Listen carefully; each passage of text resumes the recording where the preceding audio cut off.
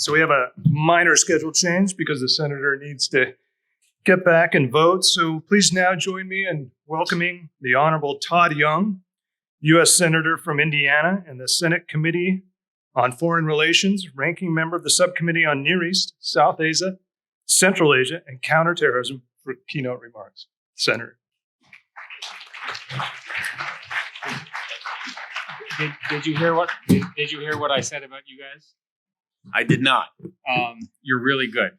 Very Right. good. My friend. You can write that down. You can tweet that. My friend for many years, co-leading up with the other three, all of the AI work that is going on in the Senate. Thank you, Senator. Thank you. My friend, of course, and obviously Eric Schmidt. It's a delight to be with all of you at this summit, to hear from the other amazing speakers, including Leader Schumer, with whom we're working on a number of different initiatives. But I'd just like to briefly begin today by reflecting on the fact, which is really quite remarkable, that in less than 3 years, the United States of America will be turning 250 years old.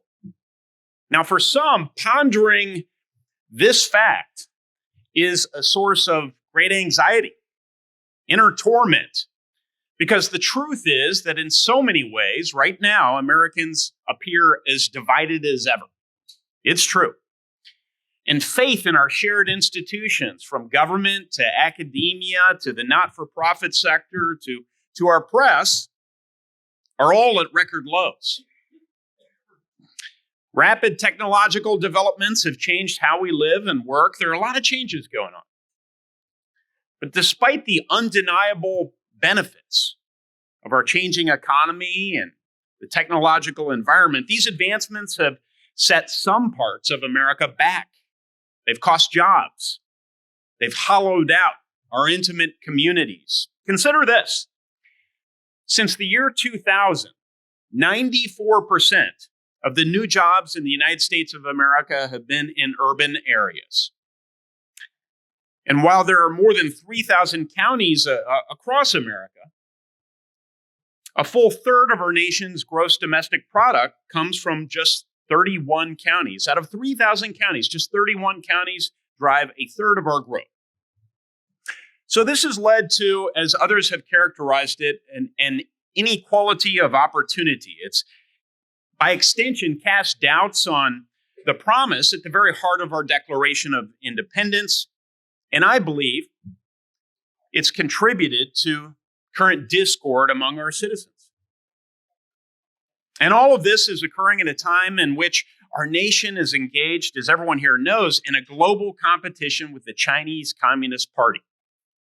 And that competition will determine whether the human rights written into our Constitution, those Enlightenment values that we subscribe to, part of our heritage, or the Chinese Communist Party's disregard of those very values will govern the 21st century. This is a competition, and in one sense, it's a race as well. It's a race to ensure the technologies of the future align with our democratic values for the benefit of every single American. These include capabilities like quantum computing and robotics, synthetic biology, hypersonics. The Chinese Communist Party has invested trillions of dollars in these frontier technologies and in a wager that our people are too divided, our political system too dysfunctional to meet this century's challenges. Well, how do we prove Beijing wrong? That's what I'd like to discuss today. How can we meet this fulcrum moment in world history? And I believe the answer is really quite simple: by harnessing the creative power of the American people. After all, unlike in China, where a small cadre of individuals govern the affairs of 1.4 billion people, in America, we have a different system. We enlist the unique perspectives and energies and talents of 300 million plus people to solve problems, free people. But another golden age of American innovation is going to require more avenues for more Americans to meaningfully participate and the modern economy and help meet our most pressing national challenges.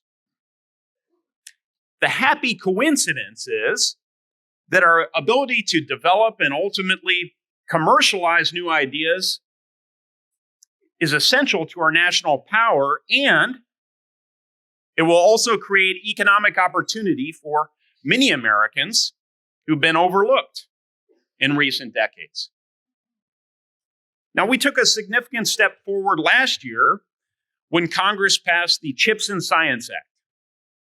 It's a bipartisan national security and economic security investment, with much of its funding going towards upskilling rank and file Americans so that they can help ensure that our country leads the world in technological innovation. From semiconductors to hypersonic systems to artificial intelligence and autonomous systems, the law incentivizes research and development that will lead to meaningful careers, prevent future supply chain shortages, and safeguard our military readiness, all while bridging the economic opportunity gap that divides too many of our citizens. Now, the CHIPS and Science Act is a significant first component of unleashing our innovation potential, but it's only the first. We have more work to do. We must lead the world in establishing rules of the road for digital trade and for artificial intelligence, something you've heard about today from Senator Schumer, so that these new frontiers of global commerce are not dictated by the values of the CCP, but instead reflect, again, our values. Last week, I joined Senator Schumer in that AI Insight Forum that he alluded to.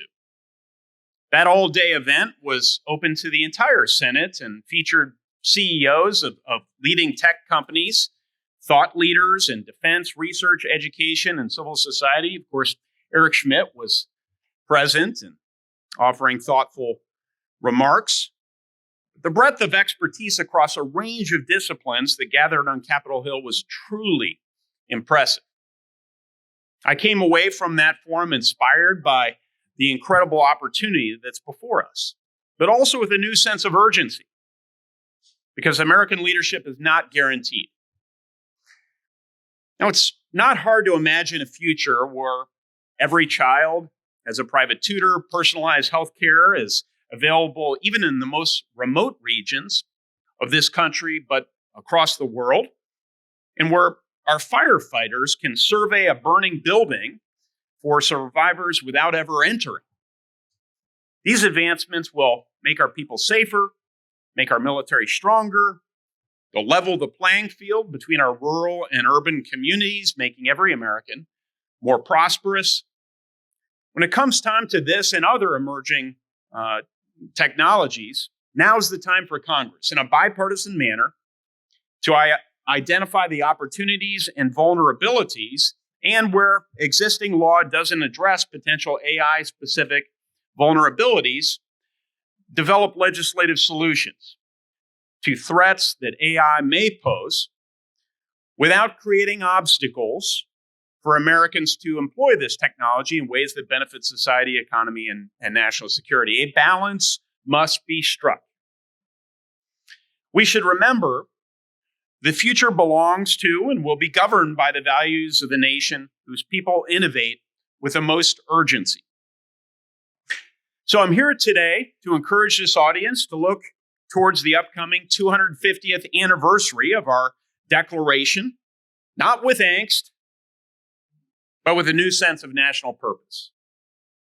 If the institutions in which Americans have lost trust, and I named them earlier, will work together and rise to this occasion, if we place faith in our people, if we invest in our places, if we unleash great American ideas, our military will remain the world's strongest, our economy the most dynamic, our workforce the most talented, and the United States of America itself one of the great innovations in all of human history, a nation conceived in liberty and with government of, by, and for the people, will endure for centuries to come. Thank you for having me.